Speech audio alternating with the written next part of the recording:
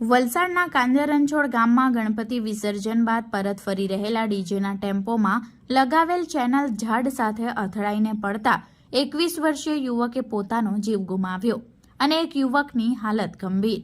વલસાડ જિલ્લાના કાંજરંછોડ સારંગપુર ફાટક પરસોત્તમ ફળિયામાં ગણપતિ વિસર્જન બાદ એક ગંભીર અકસ્માત સર્જાયો છે.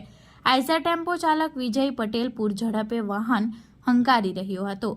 આ દરમિયાન ટેમ્પોમાં મુકાયેલા ડીજેની ચેનલ ઝાડ સાથે અથડાતા વાહન રસ્તાની સાઈડમાં ઉતરી ગયું હતું. અકસ્માત સર્જાતા ટેમ્પાના પાછળના ભાગે બેઠેલા રોનક કાકવા પર ડીજેની ચેનલ પડતા તેને માથામાં ગંભીર ઈજા થઈ હતી. અકસ્માતની ઘટનામાં રોનક અને તેની સાથે બેઠેલા આશીષ કાકવા 108 એમ્બ્યુલન્સ મારફતે વલસાડ કસ્તુરબા હોસ્પિટલમાં લઈ જવામાં આવ્યા હતા, જ્યાં ટૂંકી સારવાર બાદ રોનકનું સાંજે 7:48 કલાકે મૃત જાહેર કરવામાં આવ્યો હતો અને આશીષને માથા, ખભા, પગ અને હાથ ઉપર ઈજાઓ થતાં તેને સારવાર હેઠળ આઈસીયુમાં ખસેડવામાં આવ્યો છે. ટેમ્પામાં સવાર ચિરાગ ઠાકોર અને વિકેશ કાકવા સુરક્ષિત બચી ગયા છે.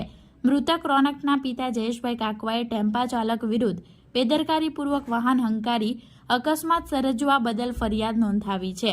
આ ઘટનાથી કાંજરંછોડ અને આસપાસના વિસ્તારોમાં શોકની લાગણી છવાઈ ગઈ છે.